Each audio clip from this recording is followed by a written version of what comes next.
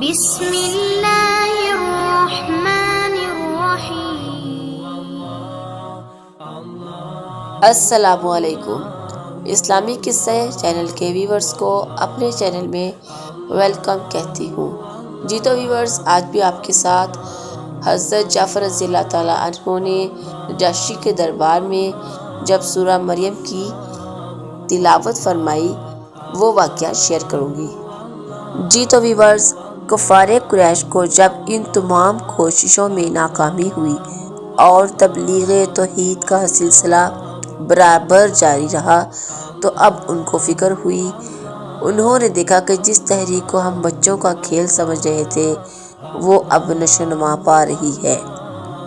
انہوں نے ضعیف مسلمانوں کو تنگ کرنا شروع کر دیا اور پورے جوش بڑے عزم و ہمت کے ساتھ انہیں ستانا شروع کر دیا، یہاں تک کہ شہر مکہ کی سرزمین مسلمانوں کے لیے تنگ ہو گئی اور مسلمانوں کی زندگی وبال بن گئی۔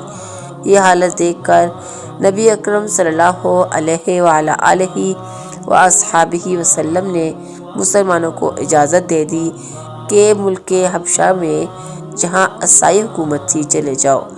چنانچہ نبوت کے 5ویں سال رجب کے مہینہ میں 11 مرد اور 4 عورتوں نے حبش کے ارادہ سے مکہ چھوڑا۔ یہ 15 آدمیوں کا قافلہ رات کے وقت چھپ کر مکہ سے نکلا۔ جدہ کی بندرگاہ پر اتفاقاً جہاز تیار مل گیا اور یہ لوگ جہاز میں سوار ہو کر ملک حبش میں پہنچ گئے۔ ان اولون المہاجرین میں قابل تذکرہ حضرات یہ تھے: عثمان بن عفان، ان کی بیوی رقیہ بنت رسول صلی اللہ علیہ وسلم، حذیفہ بن عتبہ، عثمان بن مظعون، عبداللہ بن مسعود، عبدالرحمن بن عوف، زبیر بن عوام، مصعب بن عمیر۔ یہ لوگ عموماً قریش اور طاقتور قبائل سے تعلق رکھنے والے تھے، جو اس امر کی دلیل ہے کہ اب قریش کے مظالم صرف غلاموں اور ضعیفوں تک ہی محدود نہ تھے، بلکہ وہ ہر ایک مسلمان کو، خواہ وہ کیسے ہی طاقتور قبیلے کا آدمی کیوں نہ ہو، نشانہ مظالم بنانے میں متعامل نہ تھے۔ کفار کو جب ان مسلمانوں کی ہجرت اور حبش کی طرف روانہ ہونے کا حال معلوم ہوا تو وہ تعاقب میں ان کے پیچھے روانہ ہوئے، لیکن کفار کے پہنچنے سے بیشتر جہاز بندرگاہ جدہ سے حبش کی طرف روانہ ہو چکا تھا۔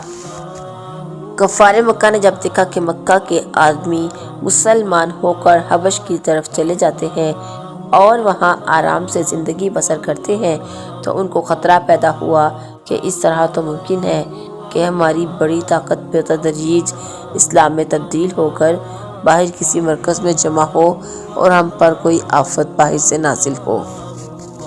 چنانچہ انہوں نے عمرو بن عاص اور عبداللہ بن ربیعہ، 2 معزز شخصوں کو سفیر بنا کر نجاشی شاہ حبش کے دربار میں بھیجا۔ قریش مکہ اور نجاشی شاہ حبش کے دربار پہلے سے ایک تجارتی معاہدہ تھا اور اسی کے موافق قریش مکہ کی ملک حبش کے ساتھ تجارت قائم تھی۔ ان دونوں سفیروں کو شاہ حبش کے لیے نہایت گراں بہا تحفے اور ہدایہ سپرد کیے گئے۔ نہ صرف شاہ حبش بلکہ اس کے درباریوں کے لیے بھی قیمتی تحفے دیے گئے۔ قریش کے اس وفد نے دربار حبش میں حاضر ہو کر یہ ہدایہ پیش کیے۔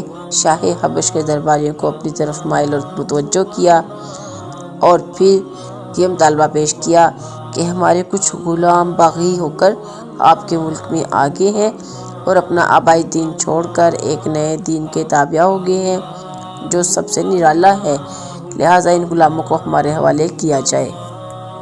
بادشاہ نے ان کی درخواست کو سن کر کہا کہ میں پہلے تحقیق کر لوں، پھر تمہاری درخواست پر غور کیا جائے گا۔ درباریوں نے بھی قریش کے ان سفیروں کی حمایت و تائید کی، مگر نجاشی نے مہاجر مسلمانوں کو اپنے دربار میں بلوایا اور کہا کہ وہ کون سا مذہب ہے جو تم نے اختیار کیا ہے۔ مسلمانوں کی طرف سے جعفر بن ابو طالب رضی اللہ تعالیٰ عنہ نے سب سے آگے بڑھ کر نجاشی کی خدمت میں اس طرح اپنی تقریر شروع کی: اے بادشاہ، ہم لوگ جاہل تھے، بت پرست تھے، مردہ خور تھے، بدکار تھے، قطع رحمی اور پڑوسیوں سے بد معاملگی کرتے تھے۔ ہم میں جو طاقتور ہوتا تھا وہ کمزور کا حق دبا لیتا تھا، یہاں تک کہ اللہ تعالیٰ نے ہم میں سے ایک رسول بھیجا جس کے حسب و نسب اور صدق و امانت سے ہم سب واقف تھے۔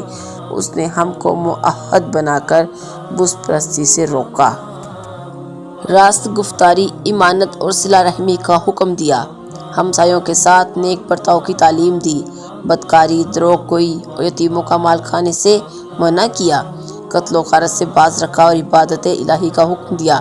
ہم اس رسول پر ایمان لائے اور اس کی فرما برداری کی، اس لیے ہماری قوم ہم سے ناراض ہو گئی، ہم کو انواع و اقسام کی اذیتیں پہنچائیں، یہاں تک کہ ہم مجبور ہو کر اپنے وطن سے نکل آئے اور آپ کے ملک میں پناہ گزین ہوئے۔ ہم کو یقین ہے کہ آپ کے ملک میں ہم کو ستایا نہ جائے گا۔ نجاشی نے یہ تقریر سن کر کہا کہ تمہارے رسول پر اللہ کا جو کلام نازل ہوا ہے اس میں سے کچھ سناؤ۔ چنانچہ جعفر رضی اللہ تعالیٰ عنہ نے سورہ مریم کی تلاوت شروع کی۔ قرآن پاک کی آیت سن کر نجاشی اور تمام درباریوں کی آنکھوں میں آنسو جاری ہو گئے۔ جب جعفر رضی اللہ تعالیٰ عنہ سورہ مریم کی ابتدائی آیات تلاوت فرما چکے تو نجاشی نے کہا کہ اس کلام میں وہی رنگ ہے جو موسیٰ علیہ السلام کی توریت میں ہے، یہ دونوں ایک سے ہی کلام معلوم ہوتے ہیں۔ قریش کے ایلچیوں نے کہا کہ یہ لوگ عیسیٰ علیہ السلام کے بھی مخالف ہیں۔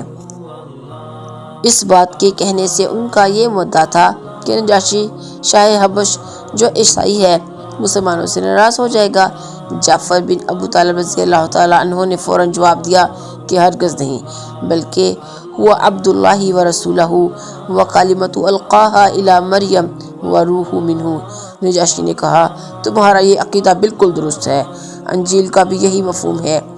نجاشی نے قریش کے ایلچیوں کو ناکام واپس کر دیا اور کہہ دیا کہ میں ان لوگوں کو ہرگز تمہارے سپرد نہ کروں گا۔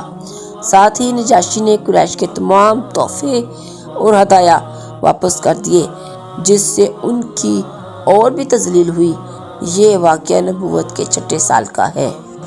قریش کو جب نجاشی کے دربار میں ناکامی ہوئی تو ان کی دشمنی مسلمانوں کے ساتھ اور بھی زیادہ بڑھ گئی۔